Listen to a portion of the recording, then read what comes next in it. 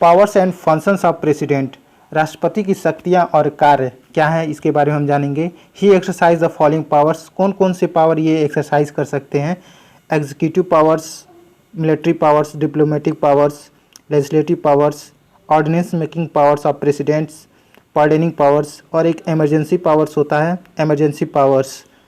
तो ये सभी जो हैं ये पावर्स प्रेसिडेंट जो है एक्सरसाइज कर सकते हैं। पहला हम देखेंगे एग्जीक्यूटिव पावर्स क्या होता है। He is the head of executive. All executive functions are executed in the name of president. Followings are appointed by the president. वह एग्जीक्यूटिव के हेड हैं। सभी एग्जीक्यूटिव फंक्शन राष्ट्रपति के नाम पे किए जाते हैं।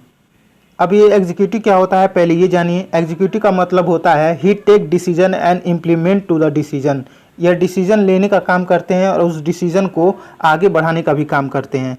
जैसे कि लेजिस्लेचर जो होता है लॉ बनाने का काम करता है। जो भी लॉ बनाया गया है, जो भी डिसीजन देता है एग्जीक्यूटिव को, तो एग्जीक्यूटिव उस लॉ और डिसीजन को अपने कंट्री में आगे बढ़ाने का काम करता है, लोगों द्वारा उसे मनवाने का काम करता है।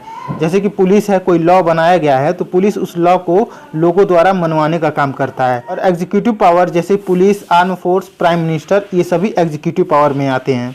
लेकिन जुडिशरी का जो पावर होता है वो लॉ को मेंटेन और सुरक्षित रखने का काम करता है। वह देखता है कि कोई लॉ तो नहीं तोड़ रहा। और ये तीनों एक दूसरे से अलग हैं। लेजिस्लेटिव, एग्जीक्यूटिव और जुडिशरी, ये तीनों एक दूसरे से अलग होते हैं। इसी को हम बोलते हैं सेपरेशन ऑफ पावर। अब आपको समझ में आ गया होगा एग्जीक्यूटिव पावर किसे कहते हैं। तो चलिए एक बार एग्जीक्यूटिव पावर फिर से देख लेते हैं। He is the head of executive. All executive function are executed in the name of president. Following are appointed by the president. वह एग्जीक्यूटिव के हेड होते हैं। कौन होते हैं? प्रेसिडेंट। सभी एग्जीक्यूटिव फंक्शन राष्ट्रपति के नाम पे किए जाते हैं। यहाँ पे ये सभी क्लियर बता दिया गया है कि जो भी एग्जीक्यूटिव फंक्शन होते हैं राष्ट्रपति के नाम पे ही किए जाते हैं। राष्ट्रपति किसे किसे नियुक्त करते हैं ये नीचे दिया गया है, इसे हम देखते हैं। A, prime minister and on his advice other minister of union. B, the जजेस of supreme court and high court. C, the governor of state. D, the attorney general. E, the controller and editor general. F, the member of finance commission and official commissioner. G, special officers for scheduled caste and scheduled tribes। एक बार ए हम देख लेते हैं। जो president होते हैं वो prime minister को नियुक्त करते हैं और अदर मिनिस्टर को भी नियुक्त करते हैं, लेकिन प्राइम मिनिस्टर से एडवाइस लेकर ही वो करते हैं। ये जितने भी अधिकारी हैं ये प्रेसिडेंट के प्लेजर से ही ये अपने पद को नियुक्त करते हैं। दूसरा हम देखेंगे मिलिट्री पावर्स क्या होता है। The president is the supreme commander of the defence force of the country. He has powers to declare war and peace. The military power of the president is the subordinate to his executive power which is exercisable by him on the advice of cabinet.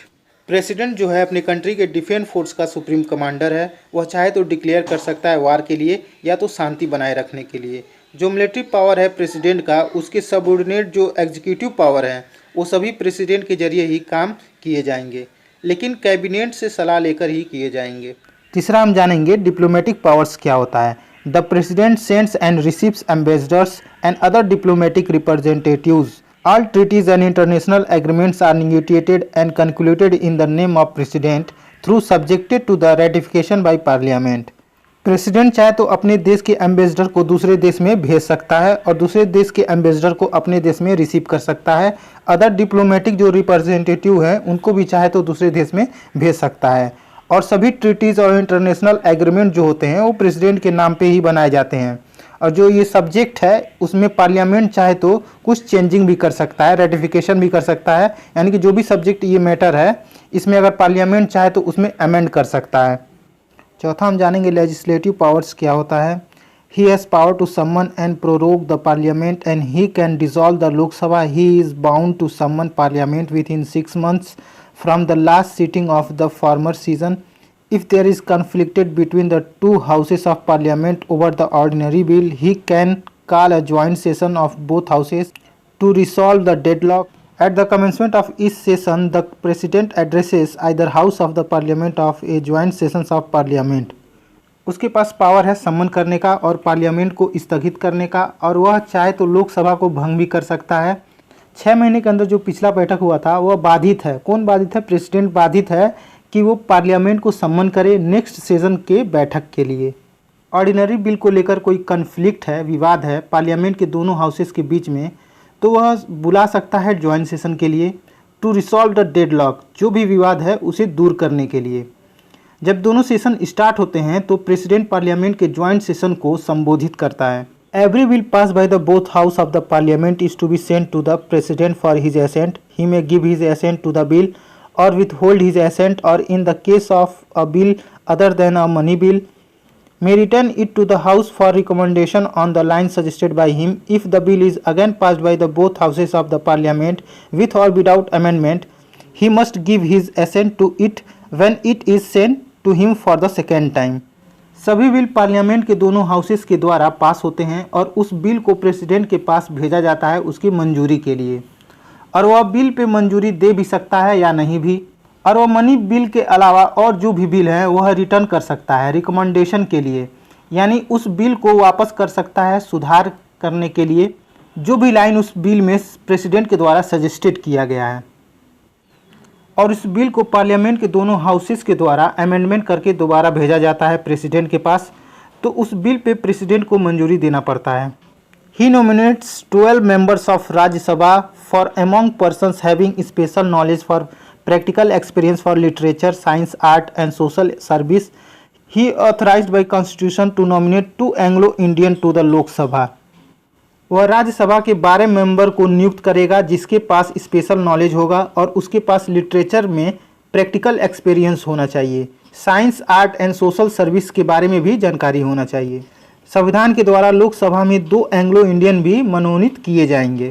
पांचवा हम जानेंगे ordinance making power of president के बारे में। Article 123 of the constitution से that ordinance making power of president if at any time when both house of the parliament are not in session and president is certified that circumstances with which render it necessary for him to take immediately action, he may issue such ordinance as the circumstance appear to him to require. Such ordinance must be laid before both House of Parliament and shall cease to operate at the expiry of 6 weeks from the date of reassembly of Parliament, unless a resolution disapproving it is passed by the both House before the expiration of 6 weeks. Constitution का article 123 यह कहता है कि president के पास ordinance making power है। यदि उसको लगता है कि पार्लियामेंट के दोनों हाउसेस सेशन में नहीं है और प्रेसिडेंट को जब यह सर्कमस्टेंस देखते हुए लगता है कि सेशन होना चाहिए तो वह तुरंत एक्शन लेता है और ऑर्डिनेंस पास करता है, और वह ऑर्डिनेंस पार्लियामेंट के दोनों हाउसेस के समक्ष पेश किया जाता है। उस तारीख से पार्लियामेंट के रीअसेंबली होने से पूर्व 6 सप्ताह खत्म होने से पहले उस ऑर्डिनेंस को ऑपरेट में लाया जाएगा, जब तक कि उसे दोनों संसदों द्वारा 6 सप्ताह के भीतर उससे अस्वीकार न किया गया हो। President may if he likes withdraw such ordinance at any time. This power is exercised by the president on his own certification. The certification is not a personal certification of president. President चाहे तो कभी भी उस ordinance को यानी कि उस अध्यादेश को कभी भी वापस ले सकता है, और प्रेसिडेंट द्वारा यह शक्ति का प्रयोग अपने संतुष्टि के लिए करता है और राष्ट्रपति की व्यक्तिगत संतुष्टि नहीं होना चाहिए। Power of president to grant pardon etcetera article 72। दोस्तों आर्टिकल 72 जो है ये प्रेसिडेंट के पावर के बारे में बात करता है कि किन किन मामलों में प्रेसिडेंट जो है अपराधी को क्षमा कर सकते हैं, इसके बारे में आर्टिकल 72 बताता है। चलिए आगे देखते हैं। The president shall have to power to grant pardons, reprieves, respites और रिमिशन ऑफ पनिशमेंट और टू सस्पेंड, रिमिट और commute the sentence of any person convicted for any offence. President के पास पावर है कि वो क्षमा, दंड विराम, मोहलत, सजा को माफ़ करना या दंड को निलंबित करना या किसी अपराध ठहराए गए किसी व्यक्ति को दंड को क्षमा करने का, यानी कि प्रेसिडेंट के पास पावर है कि वो किसी भी अपराधी को क्षमा कर सकता है, उसकी सज़ा को कम कर सकता है, उसे छोड़ सकता है इत्यादि। किन मामलों में प्रेसिडेंट जो है अपराधी को क्षमा दे सकता है वो हम आगे देखते हैं। पहला देखते हैं A, in all cases where the punishment और sentence is by a court martial. सभी केसेस जो कोर्ट मार्शियल से पनिशमेंट सुनाए गए हों, यानी कि कोर्ट मार्शियल एक प्रकार का कोर्ट है जो फौजी लोग को सज़ा देता है। कोर्ट मार्शियल के जरिए अगर किसी भी फौजी को सज़ा मिलता है तो प्रेसिडेंट के पास पावर है कि उसके सज़ा को माफ़ कर सकता है। अब आगे बी देखते हैं। In all cases where the punishment और sentence is for an offence against any law relating to a matter to which the executive power of the union extends. उन सभी मामलों में संघ की कार्यपालिका शक्ति विस्तार है जिसमें दंड ऐसे मैटर में दिए गए हों जो लॉ के अगेंस्ट हो, यानी विधि विरुद्ध हो और उसे पनिशमेंट दिया गया हो। इसका मतलब ये हुआ कि कोई भी अपराधी है जो लॉ के अगेंस्ट गया था और उसे सज़ा मिला हुआ है, तो प्रेसिडेंट के पास ये पावर है कि उसके सज़ा को या तो कम कर दे या तो उसे एकदम पूरी तरह से क्षमा कर दे। तो प्रेसिडेंट के पास ये पावर है कि किसी भी अपराधी को क्षमा कर सकता है। सी देखते हैं, in all cases where the sentence is sentence of death, उन सभी मामलों में जिनमें मृत्युदंड का पनिशमेंट दिया गया हो। पॉइंट सी ये कहता है किसी भी अपराधी को मृत्युदंड की सज़ा मिला हुआ है तो प्रेसिडेंट के पास ये पावर है कि उसकी सज़ा को माफ़ कर सकता है। दोस्तों अब हम जानेंगे इमरजेंसी पावर्स क्या होता है। The emergencies envisages under the constitution are of 3 kinds. संविधान के अंदर 3 प्रकार के इमरजेंसीज बताए गए हैं। A, emergency arise out of war, external aggregation और आर्म्ड रिविलियन। बाहरी आक्रमण या शास्त्र विद्रोह जब होता है तो इमरजेंसी लागू हो जाता है। B, emergency due to failure of constitution machinery in the state. राज्य में संवैधानिक मशीनरी फेल होने की आपात स्थिति में इमरजेंसी लागू किया जाता है। सी, फाइनेंशियल इमरजेंसी, वित्तीय आपात स्थिति में इमरजेंसी लागू किया जाता है। दोस्तों ये जो वार है, एक्सटर्नल एग्रीगेशन है, आर्म्ड रिविलियन है, इसे मैं सेपरेट वीडियो में बहुत अच्छे तरीके से बताऊंगा। अगर इस वीडियो में मैं इसे पूरे तरह से एक्सप्लेन करूंगा तो वीडियो काफ़ी बड़ा हो जाएगा। तो दोस्तों अगर आप मेरे चैनल पर नए हैं तो मेरे चैनल को जरूर सब्सक्राइब करिएगा, साथ में बेल आइकन जरूर दबाइएगा ताकि मेरे वीडियो का हर एक नोटिफिकेशन आपको सबसे पहले मिले। तो चलिए अभी आगे देखते हैं इमरजेंसी पावर में क्या लिखा हुआ है। If the president is certified that security of India is threatened by the foreign attack, armed rebellion or war of, if either on receipt of report of the governor of the state or otherwise he is certified that a situation was arisen in which the government of state cannot be carried on in according with the provision of the constitution, a proclamation of emergency may be revoked by a subsequent proclamation. Such a proclamation must be laid before each house of parliament and ceases to operate at the expiration of 1 month unless approved by the 2 houses. अगर president को लगता है या तो state के governor की report पर president को लगता है कि फॉरेन अटैक, आर्म रिविलियन और वार होने वाला है, और या तो उसे लगता है स्टेट गवर्नमेंट संविधान के हिसाब से नहीं चल रहा है, तो प्रेसिडेंट के द्वारा जो इमरजेंसी की घोषणा की गई है उस घोषणा करने के 1 महीने पश्चात जो घोषणा का रिपोर्ट दोनों संसदों में अप्रूव्ड कराना होता है।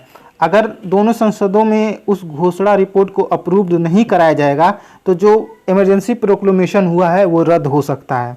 The president may during the period of emergency suspend the right to move the courts for enforcement of fundamental rights. Emergency के समय राष्ट्रपति क्या करता है, जो फंडामेंटल राइट्स हम लोग के हैं उसको सस्पेंड कर देता है। अगर किसी का फंडामेंटल राइट उल्लंघन भी हुआ है तो उसे इन्फोर्समेंट कोर्ट में जाके नहीं करा सकता है, only in the time of emergency period. तो दोस्तों आज के लिए बस इतना ही। दोस्तों ये वीडियो बहुत ही मेहनत से मैं बनाया हूँ आप सभी लोग के लिए। अगर वीडियो अच्छा लगा हो तो लाइक शेयर कमेंट जरूर करिएगा, मेरे चैनल को जरूर सब्सक्राइब करिएगा, साथ में बेल आइकन दबाइएगा ताकि मेरे वीडियो का हर एक नोटिफिकेशन आपको सबसे पहले मिले। अब मिलते हैं नेक्स्ट वीडियो में। जय हिंद।